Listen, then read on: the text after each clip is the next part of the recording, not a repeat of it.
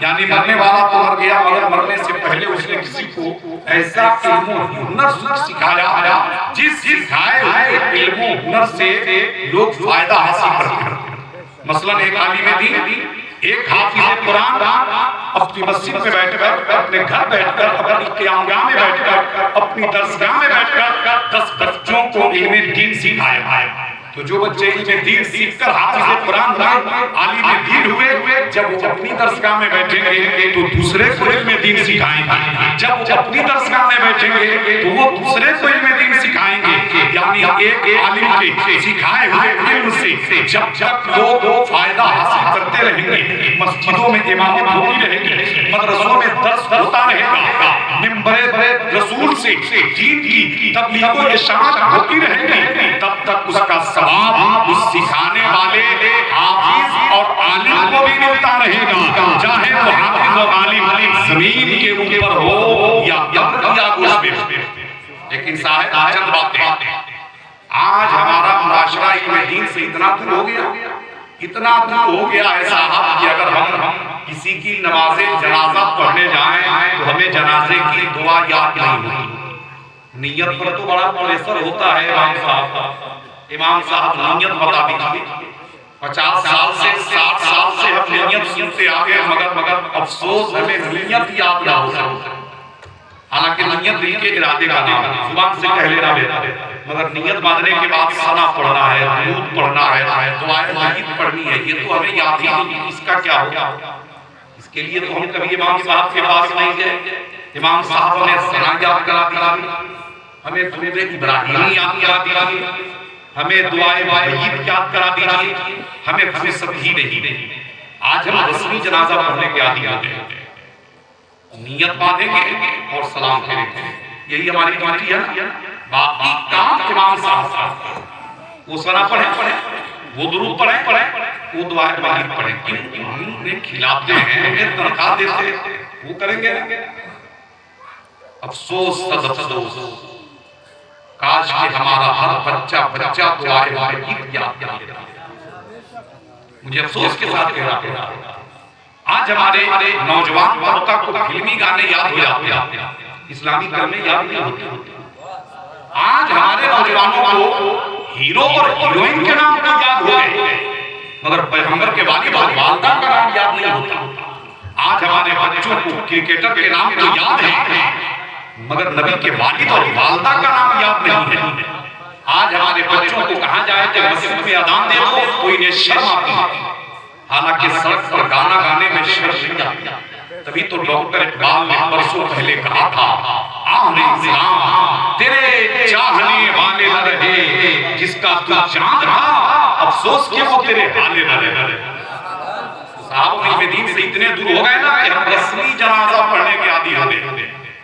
بہت ساری ایسی اولاد ہے جو اپنے ماں باپ کا جنازہ نہیں پڑھتی۔ آپ کہیں گے وہ کون بیٹا ہوگا جو باپ کا جنازہ نہ پڑھے، ماں کا جنازہ نہ پڑھے؟ میں کہتا ہوں وہ جنازہ گاہ تک جاتے ہیں پھر بھی جنازہ نہیں پڑھتے، وجہ یہ ہے کہ انہیں جنازہ پڑھنے آتا ہی نہیں، انہیں جنازہ کا طریقہ معلوم ہی نہیں ہے۔ تو ہم تو نیت باندھ رہے ہیں اور سلام پھیر رہے ہیں، یاد رہے میت کو بھی ہم دھوکہ دے رہے ہیں، اور آج ہم دھوکہ دے رہے ہیں۔ یہی حال ہمارا تھا تو اس سے بڑا دھوکہ ہماری نسلیں ہمیں دے گی۔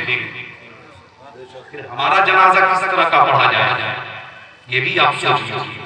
اس لیے صاحب ابھی بھی وقت ہے، آپ اپنے چہرے سے غفلت کا پردہ اٹھائیے، دین سیکھیے، دین سمجھیے، علماء سے قریب ہو جائیں، دینی مدارس سے قریب ہو جائیں، دینی محافل سے قریب ہو جائیں، دینی کتب سے قریب ہو جائیں، گھروں میں دینداری لائیے تاکہ اللہ تعالیٰ ہمیں اور آپ کو دین پر چلنے کی توفیق عطا فرمائے۔ اب آئیے صاحب میں بتانا چاہتا ہوں، آقا فرماتے ہیں طلب العلم فریضۃ علی کل مسلم و مسلمہ، علم دین کا سیکھنا ہر مسلمان مرد و عورت پر فرض ہے، ہر مسلمان مرد و عورت پر فرض ہے۔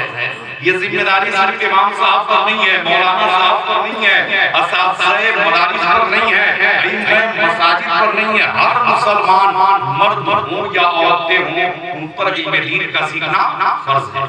کتنا علم؟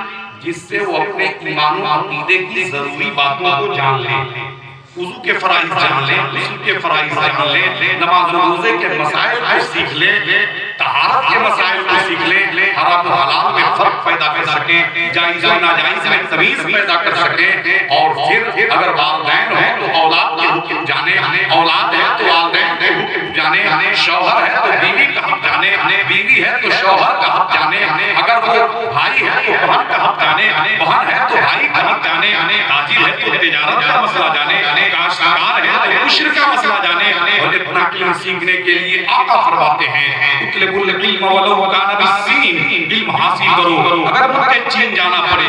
یہ ملک چائنا ہمارے ہاں سے قریب ہے، مگر پیغمبر نے جہاں سے فرمایا تھا وہاں سے چین قریب نہیں ہے، وہاں سے اتنا دور ہے، اتنا دور ہے صاحب۔ اور اس وقت پیغمبر نے فرمایا تھا اس وقت ہائی وے سڑکیں نہیں تھی، اس وقت پلین اور ٹرین کا کوئی نظم و نسق نہیں تھا، اس وقت ٹو ویلر، تھری ویلر اور فور ویلر کا کوئی وجود بھی نہیں تھا، اس وقت سائیکل کی سواری بھی نہیں تھی، اس وقت لوگ پیدل سفر کرتے تھے، جو اپنے وقت کے شاہان زمانہ ہوتے، عمرہ اور بوسا ہوتے، وہ اونٹنیوں اور گھوڑوں پر سفر کرتے تھے، باقی عوام پیدل سفر کرتی تھی، پھر کچی سڑکیں ان کی دھول ہوتی تھی کہ جب گرد و غبار بنتا تھا تو مسافروں کی آنکھیں سکون ہو جاتی تھی، چین و سکون ختم ہو جاتا تھا، قدم قدم پر بھوک اور بھاگوں اور رہزنوں کا خوف و خطرہ رہتا تھا، بھوک و پیاس کی وجہ سے مسافروں کی جانیں نکل جاتی تھی۔ یہ تو وہی سفر ہے اس کے بارے میں آقا فرماتے ہیں السفر والسفر، سفر جہنم کے ٹکڑوں میں سے ٹکڑا ہے،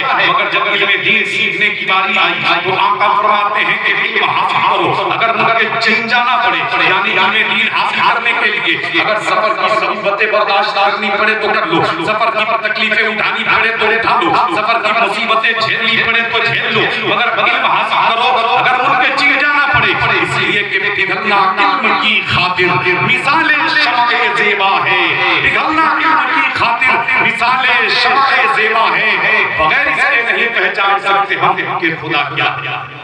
تو خدا کی معرفت حاصل کرنے کے لیے ہمیں علم دین کی ضرورت ہے۔ علم وہ لازوال دولت ہے جو ہمیں جہالت کے اندھیرے سے نکال کر علم کی روشنی میں لا کے کھڑا کرتا ہے۔ اس لیے صاحب خود دین سیکھیے اور اپنے بچوں کو دین سکھائیے، اور یاد رہے آپ اپنے بچوں کو ڈاکٹر بنائیے، انجینئر بنائیے، پروفیسر بنائیے، کیونکہ میں کہتا ہوں صاحب کہ ہمارے معاشرے کو جہاں ایک اچھے عالم دین کی ضرورت ہے وہیں ایک اچھے ڈاکٹر کی بھی ضرورت ہے۔ کیوں؟ کہ جب کوئی اچھا ڈاکٹر نہیں ہوگا تو ہمارے مریضوں کا علاج کون کرے گا؟ ہمارے معاشرے کو ایک اچھے انجینئر کی بھی ضرورت ہے، کہ جب کوئی اچھا انجینئر نہیں ہوگا تو ہماری مسجد اور مدرسے کا نقشہ کون بنائے گا؟ ہمارے معاشرے کو ایک اچھے پروفیسر کی بھی ضرورت ہے، کہ جب ہمارے معاشرے میں کوئی اچھا پروفیسر نہیں ہوگا تو پھر ہمارے بچوں کو عصری تعلیم کون سکھائے گا؟ ہمارے معاشرے کو آئی ایس اور آئی ایس کی بھی ضرورت ہے، کہ جب کوئی آئی ایس اور آئی ایس نہیں ہوگا تو ہمارے بگڑے ہوئے ماحول کو کون سلجھائے گا؟ اس لیے صاحب ہمارے معاشرے کو اچھا ڈاکٹر بھی چاہیے، اچھا انجینئر بھی چاہیے، اچھا پروفیسر بھی چاہیے، لیکن ساری ضرورتوں میں اہم ضرورت یہ ہے کہ ہماری قوم کو سب سے پہلے ایک عالم دین چاہیے، ایک حافظ قرآن چاہیے، کہ جب کوئی عالم دین نہیں ہوگا تو اس مخلوق کو خالق سے کون ڈرائے گا؟ صراط مستقیم پر چلنے کی تعلیم کون دے گا؟ حرام و حلال کا فرق کون بتائے گا؟ جائز و ناجائز کی تمیز کون کرائے گا؟ مسجدوں میں امامت کون کرے گا؟ دین کی تبلیغ و اشاعت کون کرے گا؟ اس لیے صاحب ساری ضرورتوں میں جو اہم ضرورت ہے وہ ایک عالم دین اور حافظ قرآن کی ضرورت ہے۔ تو آپ اپنے بچوں کو ڈاکٹر بنائیے، انجینئر بنائیے، پروفیسر بنائیے، لیکن سب سے پہلے دین کی تعلیم سے اسے مزین و مرصع کیجیے، تاکہ کم سے کم اپنے علم کے ذریعے وہ اپنے ایمان و عقیدے کی حفاظت کر سکے۔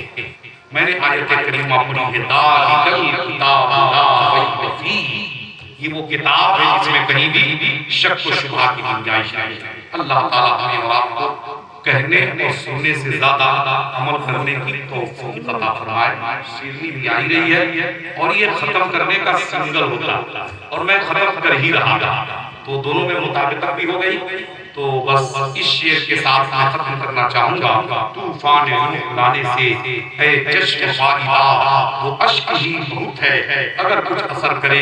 استغفر اللہ ربی ومن کل ذنب واتوب الیہ. کلمہ شریف پڑھ لیں لا الہ الا اللہ محمد رسول اللہ. وآخر دعوانا ان الحمد للہ رب العالمین. السلام علیکم.